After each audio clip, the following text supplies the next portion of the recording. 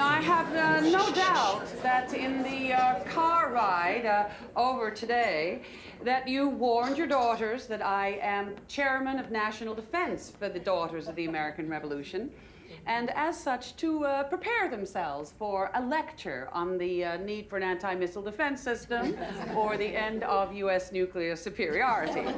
So it may come as a surprise to you that today I am not going to talk about the Soviet military threat, but rather another threat.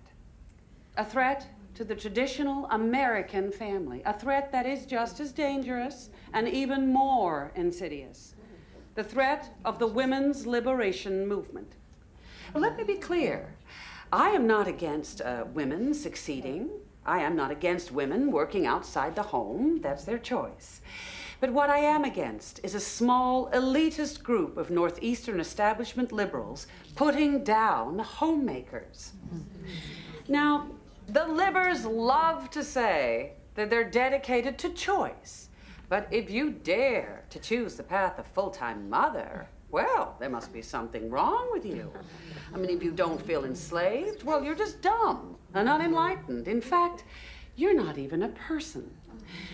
Because you see, the women's liberation movement is basically a very negative attitude toward life. It tells women, sister, the cards are stacked against you. When you wake up in the morning, you won't get a job. And if you do, it won't be a good one. And if you get a good one, you won't get promoted. And if you get married, your husband will treat you like a servant. And marriage is just a lot of dirty diapers and dirty dishes.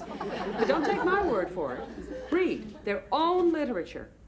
Betty Friedan, mother of the movement, wrote in The Feminine Mystique that marriage is, and I quote, a comfortable concentration camp.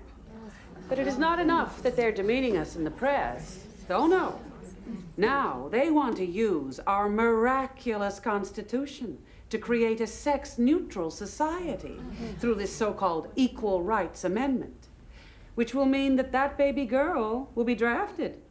And the men will be at home nursing the babies. I mean, can you imagine if Buck was left in charge of your children? Oh, God help us. Yes, that's right. It's ridiculous, and it's downright un-American. Because women are the primary caregivers in the home because we bear the children. And if the liberationists have a problem with that, they're going to have to take it up with God. Because what is going to happen if you push women out into the workforce is that women are going to find themselves with 2 full-time jobs. And they're going to be exhausted and unhappy and feel like they're not doing either well until eventually they decide not to have children at all. Maybe that's the liberationist goal. I mean, after all, their hero is Gloria Steinem, a single, childless woman nearing 40. But she is the sort of miserable, pathetic woman they aspire to be. She wants some kind of constitutional cure for her personal problems. And perhaps that is why the liberationists are trying to sow these seeds of discontent among we happily married women. They want us to join them in some new sisterhood of frustrated togetherness, because none of them can find a man who wants to marry them. Thank you.